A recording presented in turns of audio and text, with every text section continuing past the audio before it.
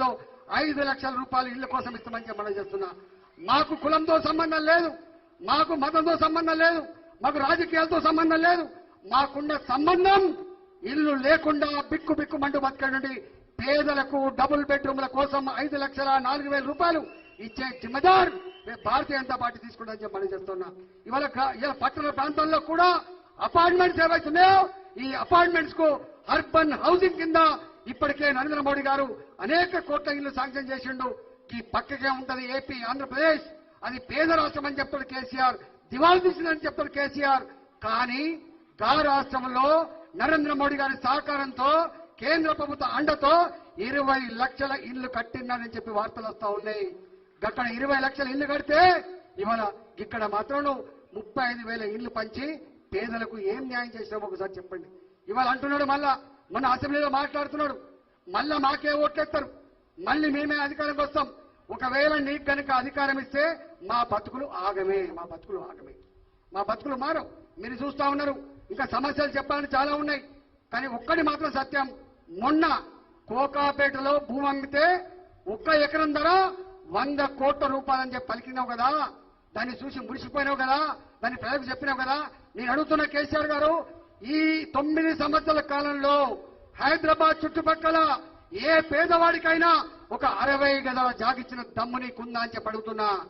ఇవ్వకపోగా 60 ఏళ్ల క్రితం 70 ఏళ్ల క్రితం ఆనాడు అసైన్మెంట్ రూపంలో తొండలు గుడ్లు పట్టని భూములు ఆనాడు పన్ను కట్టుకొని భూమి ఉంచుకుందామంటే కూడా ఉంచుకొని చెట్లున్న భూములు, గుట్టలున్న భూములు, రాళ్లున్న భూములు చదును చేసుకొని ఆనాడు దున్నుకుంటా ఉంటే ఆనాటి ప్రభుత్వాలు వాళ్ళకి ఎకరమో అరెకరమో అసైన్మెంట్ చేస్తే ఇవాళ రింగ్ రోడ్ వచ్చిన తర్వాత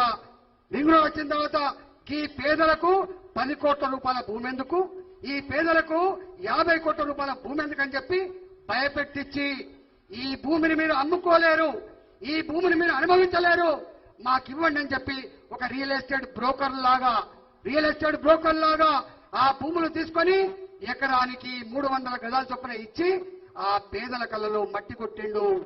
ఇంతకుముందు కిషన్ రెడ్డి గారు ఒక మాట అన్నారు, 3 ఎకరాల భూమి దేవుడరుగు, కానీ 5,800 ఎకరాల అసైన్మెంట్ భూములు, పేదల భూములు గుంజుకున్న నీచపు చరిత్ర ఇవాళ కేసీఆర్ ప్రభుత్వం మనం చెప్తున్నాం.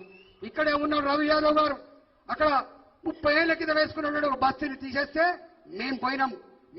ఖబర్దార్ కేసీఆర్, మా జోలికి వస్తే మీ అంతు చూస్తామని చెప్పి బెదిరిస్తే ఆ కాలనీ ఉన్నది. నేనే బడంగపేటలో మా నరసింహారెడ్డి గారు ఇక్కడనే ఉన్నారు, శ్రీరాములు యాదవ్ గారు ఇక్కడనే ఉన్నారు. బడంగపేటలో 1954లో ఆ భూమి మీద వాళ్ళకు దున్నుకుంటా ఉన్నారు. 70 ఏళ్ళు అవుతుంది. కానీ వాళ్ళకు మొన్న ధరణి తర్వాత వాళ్ళకు పాసు పుస్తకాలు రాలే. పాసు పుస్తకాలు రానందుకు ఆ భూమి మీద కన్నేసి ఈ బడంగపేట దళితులకి ఈ 40 ఎకరాల భూమి ఎందుకని చెప్పి 25 ఎకరాల భూమి గుంజుకున్నారు. మిగతా 14 ఎకరాలు కూడా గుంజుకునే ప్రయత్నం చేస్తే వాళ్ళను భారతీయ జనతా పార్టీ అండగా ఉండి ఉద్యమం చేస్తే తీసుకుపోయి హయత్ నగర్ పోలీస్ స్టేషన్ పెట్టిండు. నేను అడుగుతా ఉన్నా, హైదరాబాద్ చుట్టుపక్కల ఉన్న దళిత బిడ్డలారా, పేద ప్రజలారా, ఎక్కడ అన్యాయం జరిగినా కూడా భారతీయ జనతా పార్టీ మీకు అండగా ఉంటది, మీకోసం పొట్లాడుతా అని చెప్పి మనం చేస్తున్నా.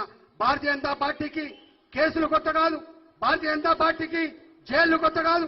ఎన్ని నిర్బంధాలైనా భరిస్తాం, కానీ పేదల హక్కుల కోసం మాత్రం మీ వెంట ఉండి పోరాటం చేస్తామని చెప్పి హామీ ఇస్తా ఉన్నాం.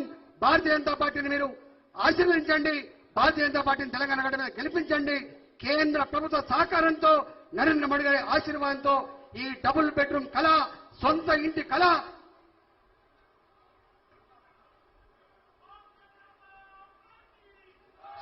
కళ తప్పకుండా నెరవేర్స్తామని చెప్పి మాట ఇస్తూ ఇవాళ ఇంతకుముందు తమ్ముడు ఒక చిచ్చిచ్చిపోయింది. లేక ఉద్యోగ నోటిఫికేషన్లు పడితే మొన్న 17 ఎగ్జామ్ జరిగితే 17 పేపర్లు లీక్ అయిపోయినాయి. చదువుకున్నోడికి నౌకరు రాదని తేలిపోయింది. పైరవికారులకు, బ్రోకర్లకు మాత్రమే ఆ పేపర్లు లీక్ అయిపోయి వాళ్ళకే మళ్ళా ఉద్యోగాలు వస్తాయని చెప్పి తేలిపోయింది. అయినప్పటికీ కూడా ఆశ సావకామ నిరుద్యోగ బిడ్డలు ఇవాళ సిటీ సెంట్రల్ లైబ్రరీలో ఉపాసమని చదువుకున్న వాళ్ళు ఇవాళ వాళ్లకు ఎగ్జామ్స్ పోస్ట్ పోన్ చేయమని చెప్పడుతున్నారు.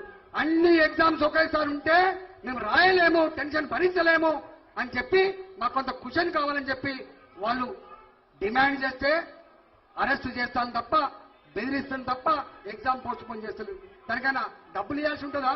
దానికేమైనా చేసే ఉంటుందా? రాచరికం అంటే నేను అన్నదే వేదమైనటువంటి ఒక అహంకారం తప్ప కేసీఆర్ గారు ఆ నిరుద్యోగ బిడ్డలు ఏ గ్రూప్ 2 ఎగ్జామ్స్ అయితే పోస్ట్ పోన్ చేయమని చెప్పి అడుగుతున్నారో మీరు ఆలోచన చేయమని చెప్పి కోరుతున్నా, దాన్ని పోస్ట్ పోన్ చేయమని కోరుతున్నా. ఎందుకంటే అనేక ఉద్యోగాలు ఉన్నాయి, అనేక ఎగ్జామ్స్ ఉన్నాయి కాబట్టి ఈ ప్రెషర్ లో, ఈ మానసిక ఒత్తిడిలో వాళ్ళు చదువుకోలేరు కాబట్టి, మానవతా కోణంలో వాళ్ళు మన బిడ్డలే కాబట్టి, పేద బిడ్డలే కాబట్టి మీరు వాటి పోస్ట్ పోన్ చేయాలని చెప్పి డిమాండ్ చేస్తా ఉన్నా. వాళ్ళు కోర్టు మెట్టెక్కిండ్రు. నాకు తెలిసి చట్టాల మీద సంపూర్ణమైన విశ్వాసం ఉంది. ఈ ప్రభుత్వం నియంతృత్వ ప్రభుత్వం కాబట్టి కోర్టు అయినా మానవతా కోణంలో ఆ ఎగ్జామ్ పోస్ట్ పోన్ కోసం తప్పకుండా విద్యార్థుల పక్షాన, నిరుద్యోగుల పక్షాన నిలుస్తానని చెప్పి ఆశిస్తూ సెలవు తీసుకున్నా. జై తెలంగాణ, జై తెలంగాణ, భారత్ మాతాకి. డబుల్ బెడ్రూములు, డబుల్ బెడ్రూములు, డబుల్ బెడ్రూములు. ధన్యవాదాలు రాజేంద్ర గారికి.